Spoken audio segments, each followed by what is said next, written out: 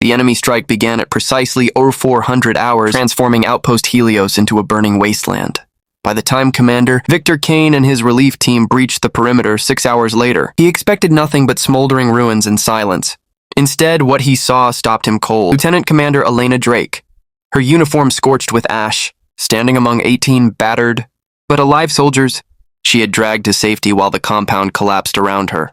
The initial warhead had slammed into the satellite relay tower at 4:03 a.m., splitting the pre-dawn skies with a pillar of fire that painted the desert red. Elena had been deep inside the infirmary, cataloging blood plasma reserves. When the blast ripped through the base, the concussion hurled her across the room, shattering glass, toppling supply cabinets, and leaving a sharp ringing in her ears. All personnel to defense stations. The base alarm screeched, managing only a single warning. Before the second missile obliterated the command hub, the duty officer inside never had a chance. The sudden silence that followed was broken only by the thunder of more incoming rounds. Elena pushed herself off the tiled floor, vision blurred but resolve sharpening. The medical bay's framework held for now, though cracks veined across the walls.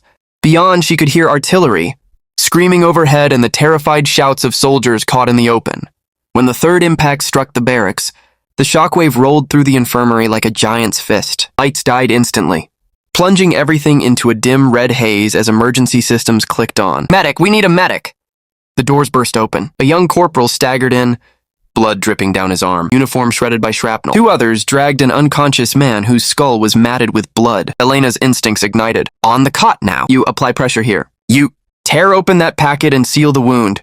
Before she could even bandage the first casualty, more came, limping, bleeding, burned. Every new strike outside delivering another wave of broken bodies. The bay became a storm of smoke, dust, and desperate cries. Pipes hissed as they ruptured, ceiling tiles rained down, and acrid smoke began to creep through the vents. "Ma'am, the command post is gone." Radio operator Corporal Alvarez stumbled inside, his face smeared with soot, headset dangling uselessly. "Fire controls offline. As far as I know, this building's the last one intact." Elena's eyes swept across the chaos. Too many wounded, too few supplies, and nowhere safe above ground. She steadied her voice. "Alvarez, help me move the critical patients to the lower storage vault. It's reinforced concrete. It'll hold better than this floor. But shouldn't we evacuate?" he stammered. Elena pulled back the curtains, revealing the inferno outside. Fuel trucks burned like torches. Ammo stores erupted in chain fire detonations, and shells rained down with surgical accuracy. She shook her head. "There's no out. Not yet. We hold here. We keep them alive until someone reaches us." The basement, once nothing more than a storage depot, was now their only sanctuary. Elena directed soldiers to carry the stretchers, while she stabilized patients on the move. The stairwell groaned with every shockwave, dust sprinkling down like sand through an hourglass. "Lieutenant, the east wing's starting to cave in," reported Private Ethan Cross as he strained under the weight of a stretcher. "Then we move faster. Status?" 6 walking wounded, 3 more on litters." Every choice was triage. Every order had to balance between speed and survival. Elena's hands never stopped moving, tightening bandages, checking pulses, pushing adrenaline injections with what little she had left. The bombardment raged for nearly an hour. Each strike rattled the very bones of the compound, reducing Helios bit by bit into rubble. Down in the vault, lit only by trembling flashlight beams, Elena continued her work. There was Private Ethan Cross, concussed so badly he barely recognized his own name. Sergeant Maya Torres, her arm fractured and blood soaking through her combat vest. And Noah Park, a fresh recruit, barely 20, his leg mangled, slipping in and out of shock as Elena improvised a tourniquet from torn canvas webbing. Every patient demanded something different. Every scream, every fainting breath pressed Elena to the edge of exhaustion, but she refused to stop. Refused to let the storm outside claim them before help arrived. "Elena, we've got a serious situation," called Sergeant Maya Torres from the stairwell hatch. "The upper floors are catching fire. Smoke's pushing down hard now." Lieutenant Commander Elena Drake scanned the basement vault. 18 wounded soldiers lay across makeshift cots. Tool benches or bare concrete, some still able to stand, others clinging to life with only bandages and adrenaline keeping them from slipping away. "Torres, check those old ventilation shafts," Elena ordered, her tone steady despite the chaos. "One of them should connect to the motor pool sector." "Ma'am, that's across the whole installation," Torres warned, coughing into her sleeve. "And everything up there is blazing." Elena's jaw tightened. "Then we'll go through the fire if we have to." Her plan was nearly unthinkable. Move 18 casualties, many, on stretchers through a burning complex, across a base still being pounded by precision shelling, to reach the vehicle hangar. It was the only underground shelter that might hold against the continued assault. The infirmary's emergency hatch opened into a narrow web of utility, corridors running beneath the compound, never meant for patient transport. They were cramped, uneven, and nearly pitch black. Still, the tunnels offered a single advantage: protection from the inferno and the shells overhead. Elena raised her voice so all could hear. Listen up. We're moving to the maintenance bunker. It's reinforced and underground. Walking wounded, you're carrying stretchers. No one gets left behind, understood? Private Ethan Cross, his head wrapped in bloody gauze, lifted a trembling hand. Commander, what if enemy infantry's already moving in? Shouldn't we set up a defense? Elena's eyes met his, admiring his resolve even as he wavered from concussion. Cross, right now our fight is survival. If ground troops appear, then we'll face them. Until then, staying alive is our mission. The evacuation through the tunnels lasted 45 grueling minutes. Every turn was a challenge, stretcher handles scraping the walls, boots slipping on wet concrete, lantern beams shaking as soldiers staggered under their burdens. Elena moved constantly between her most critical cases, checking pulses, whispering encouragement, retying dressings while also setting the pace. Finally, they spilled into the vast underground hangar, a cavern built to shield armored vehicles from bombing runs. The space was cold, echoing, and bare, but it offered cover. It was also devoid of proper medical gear. Torres, get me a full count of the supplies we salvaged, Elena instructed without pause. Cross, despite that head wound, you're our best at comms. Use that rig in the corner, see if you can raise anyone outside. Noah Park, start prying open those emergency lockers. Anything inside could help. Within minutes, Elena had converted a mechanic's workbench into a surgical platform. Wrenches became splints, fuel tubing served as suction lines, and oily tarps doubled as sterile drapes. It was crude, it was desperate, but it was all she had. Above them, the shelling still thundered.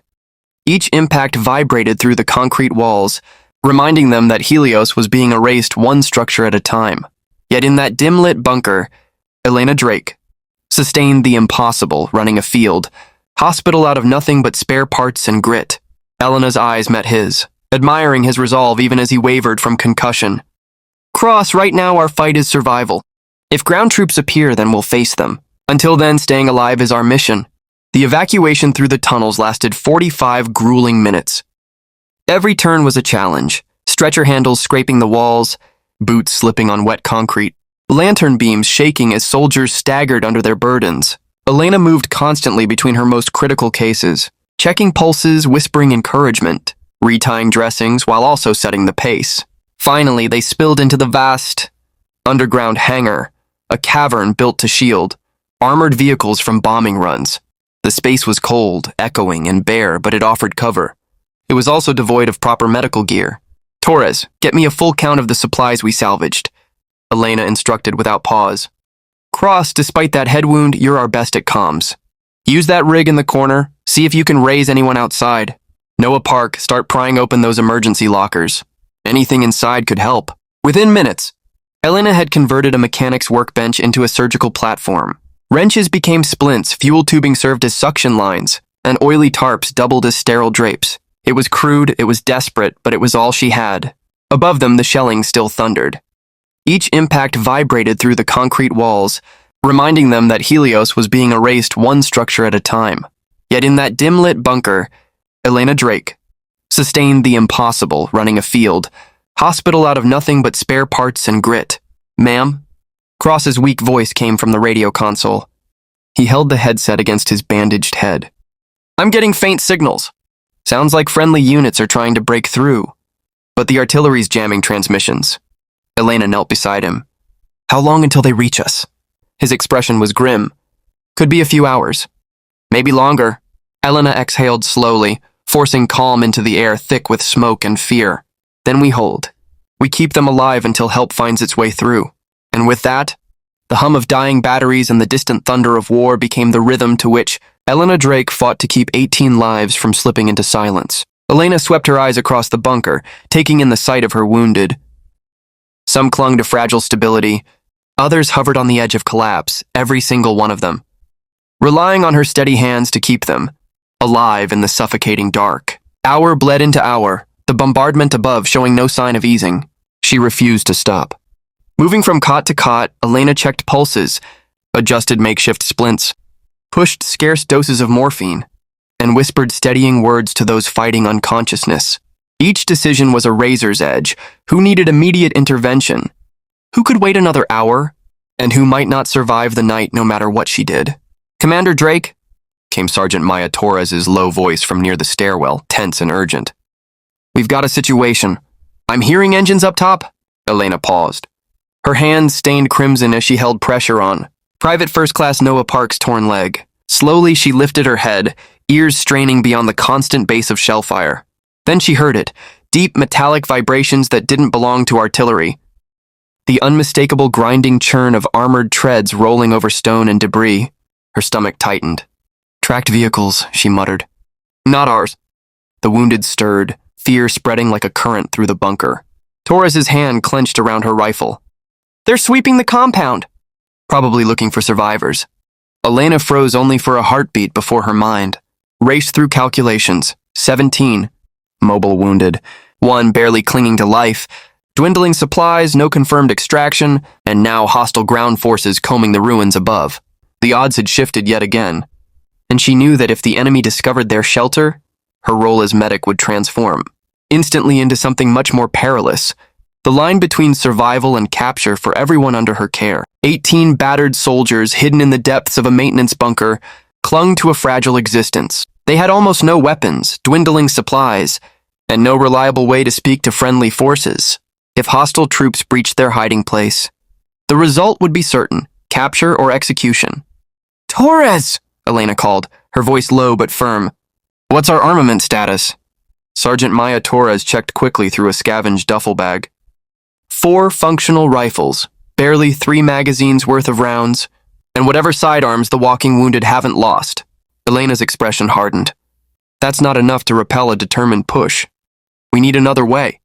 Her medical background had prepared her to treat gunshot wounds, burns, and trauma, but nothing in training ever covered how to safeguard 18 immobile patients against a ground assault.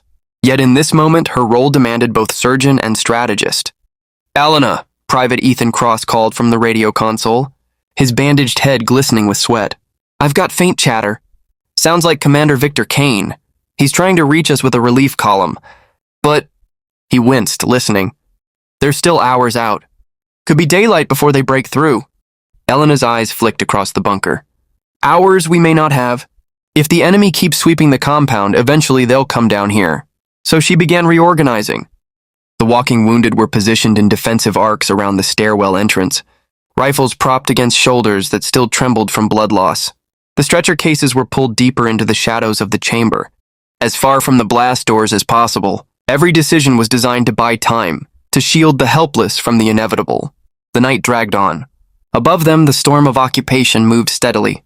They could hear armored treads grinding across pavement, shouted commands in an unfamiliar tongue, and the sharp bursts of rifles as stragglers on the surface were cut down. The vibrations through the concrete told Elena the enemy was dismantling the ruins, building by building. "Commander," whispered one of the sentries at the door. "Private First Class Noah Park," his face pale but resolute. "They're close. I can hear boots on the stairs." Elena checked her watch. 20 hours since the first strike. 10 hours since they had retreated into this dark refuge. And now the sound every survivor had dreaded, the hollow ring of footsteps, echoing on metal stairs, descending toward them. "Stay silent," Elena breathed to the wounded, moving forward to place herself between the patients and the hatch. "Let me face them." Foreign voices barked short commands, then the iron door was wrenched open. 3 soldiers in enemy uniforms stormed in, rifles raised. They froze for a moment, seeing not an armed defense but a makeshift hospital. Wounded men stretched across tarps, crude instruments laid out on greasy tables, and a single woman standing at the center. One soldier tilted his head, English fractured on his tongue. "You American medic?" Elena met his gaze with steel. "I am Lieutenant Commander Elena Drake, Medical Corps, United States Forces. These soldiers are my patients. They are under my care." The intruders glanced around, their eyes taking in the severity of the injuries. Some men barely breathed, others twitched under bandages soaked with blood. The enemy muttered among themselves in their own language before their leader stepped forward. You come with us, he ordered, gesturing sharply. Soldiers stay here. Elena didn't flinch. I won't leave them. Without constant care, they die. The man's expression hardened. Slowly, he raised his weapon, not at her, but toward the nearest stretcher-bound soldier. Then choose. You come now, or they bleed. The bunker fell into a silence so heavy it pressed on every chest. Elena Drake stood alone, staring into the impossible choice that no training manual had ever prepared her for. Abandoning her patients meant saving her own life. Refusing meant watching helplessly as they were executed. Elena Drake's throat felt dry as sand, but her voice didn't waver. Wait, she said firmly. I'll go with you. But my patients need stabilization first. 5 minutes. The soldiers exchanged a look before one gave a curt nod. Weapons stayed leveled as Elena moved with practiced urgency. She injected painkillers where they were needed most, adjusted oxygen masks, and whispered rapid orders to Sergeant Maya Torres. Torres, listen carefully, she said, her voice low but unyielding. Commander Victor Kane is en route with reinforcements. Hold out. Keep everyone alive until he arrives. Torres's jaw tightened. And if these men take you out there just to shoot you? Elena locked eyes with her. Then you're in command until help comes. Protect them. All of them. Her words left no space for debate. The escorts ushered her up the stairwell. Unlike the wounded, they seemed more interested in securing a captured medical officer than bothering with the dying soldiers below. As Elena stepped into the open, her breath caught at the devastation. 10 hours of continuous bombardment had reduced Outpost Helios to a graveyard of fire and steel. Charred vehicle husks littered the ground like broken toys. The relay tower had vanished into twisted rubble. Ammunition stores continued to detonate in sporadic bursts, sending embers floating into the ash-thick sky. Enemy troops moved methodically among the wreckage, establishing their own stronghold. They had turned the only partially intact building into a makeshift headquarters. Elena was pushed inside, where the dim light revealed a man in a different uniform, an officer with sharper eyes and steadier English. I am Major Adrian Wolfe, he introduced coldly, hands clasped behind his back. You will tend to our wounded immediately. Elena lifted her chin. I'll treat them. But understand this, I do so under medical ethics in the Geneva Convention. And my soldiers in that bunker need urgent care right now. Wolfe's lips curled into something between disdain and amusement. Your soldiers are now prisoners. Their care will be provided when, he paused deliberately, convenient. The words landed heavier than any shell. Elena's heart hammered, but her resolve did not falter. She had traded her freedom for her patience, survival, and now stood before a new enemy, armed only with her oath as a medic and the fragile thread of time she hoped Kane's rescue force would seize. Elena Drake quickly understood the grim reality. She wasn't a prisoner in the ordinary sense. She was being preserved as a bargaining chip, a medic whose skills were too valuable to discard, while her own wounded comrades were treated as pawns to ensure her cooperation. Major, my people are deteriorating, she pressed firmly, keeping her voice steady despite the tension. If I don't return, several won't survive the next hour. Major Adrian Wolfe's reply came cold and without hesitation. You will see to our casualties first. Your soldiers can wait. Escorted across the ruined compound, Elena was forced into what had once been an administrative office, now converted into a makeshift medical ward for enemy fighters. The room reeked of blood and antiseptic. Soldiers lay on cots on the floor, some writhing in pain, others unconscious. Several required immediate surgical care. Her captors expected her to forget her oath of loyalty and dedicate herself entirely to them. For the next 4 relentless hours, Elena's hands were stained with the blood of men she would once have called adversaries. She sutured wounds, stopped internal bleeding, and stabilized fractures, all while her mind drifted back to the bunker where 18 Americans were clinging to life. Her training demanded impartiality, but her heart ached for the comrades she had sworn to protect. At exactly 600 hours, 6 hours after the first missile had fallen, the low thunder of rotor blades shook the shattered windows. The sound was unmistakable, American helicopters slicing through the ash-filled dawn. Elena turned toward Wolfe, her eyes flashing with both hope and dread. Those are American birds, she said quietly, almost defiantly. Wolfe's face tightened, but his tone remained measured. Yes, Lieutenant Commander. Which means negotiations begin on our terms. Outside, Commander Victor Kane and his rescue contingent had secured the perimeter of the decimated base. His voice crackled over enemy comms, calm but resolute. "This is Commander Kane, United States Navy. We've come for our wounded personnel. Stand down and release them." Wolf answered in clipped tones, deliberately dragging each word. "We hold 18 of your injured soldiers and their medic. If you want them back, we will negotiate." The next 2 hours became a battle of words rather than bullets. While the standoff dragged on, Elena was still forced to work under enemy supervision, her hands trembling slightly from exhaustion. She kept glancing at the clock, calculating how much longer her comrades could endure without treatment. Finally, she couldn't hold her silence. "Major, I must return to the bunker. 6 hours without care. Some of them may not make it." "Every minute counts," Wolf cut her off flatly. "You will remain here until the exchange is finalized." Then Kane's voice broke through the enemy radio once more, measured but unyielding. "Major Wolf, we're prepared to propose terms. We have your wounded here in need of treatment. Here's what I suggest. Immediate medical care for both sides. Lieutenant Commander Drake returns to her men. Your medical staff continues treatment for your injured. In parallel, we arrange a prisoner exchange." The silence afterward stretched taut until Wolf finally relented. Within the hour, Elena was escorted back to the bunker. The sight that met her eyes nearly crushed her. 18 Americans, in varying states of collapse. Several had slipped into shock. Others were burning with fever or spiraling into dehydration. She dropped to her knees beside the nearest cot without hesitation, her medkit already open. "Status, Torres," she demanded. Sergeant Maya Torres's voice cracked but remained professional. "Ma'am, Private First Class Noah Park is stable, but Martinez is critical. We've been holding on as best we can." Elena pressed her stethoscope against Martinez's chest, her heart sinking at the weak, irregular rhythm. She forced her exhaustion aside. There was no time for despair, not while 18 lives still hung in the balance. Ethan's breathing faltered as the chest wound began to bleed again, forcing Zara to press gauze firmly, while barking orders for immediate stabilization. Private Williams's fever was climbing, his skin burning hot with a dangerous infection that threatened to overwhelm him, and Cross, silent, pale, and motionless, had not stirred in nearly an hour. Zara's hands moved quickly. Her mind split between emergency triage and the knowledge that Commander Kane was still locked in tents, negotiations only 100 meters away. The helicopters circled in holding patterns above the smoking ruins of the base. Pilots waiting for clearance that would only come once both sides honored the fragile agreement. 3 more hours crawled by before the exchange was settled. Zara barely noticed time passing, consumed by the rhythm of compressions, bandage changes, IV drips, and whispered reassurances to men too weak to reply. When the order finally came to move, she refused to leave her patient's side, directing every stretcher and ensuring no one was left behind. The rotor wash from the evacuation birds whipped smoke and ash across the compound as stretchers were loaded one by one.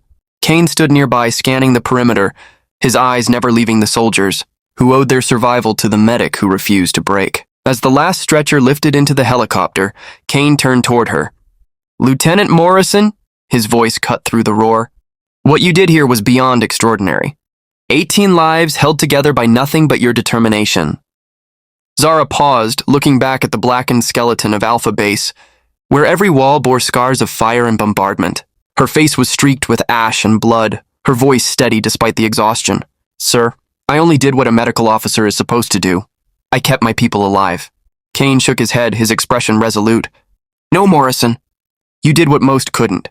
You turned certain death into a fighting chance. And you gave every one of them hope when there should have been none." The flight to the field hospital lasted 2 hours.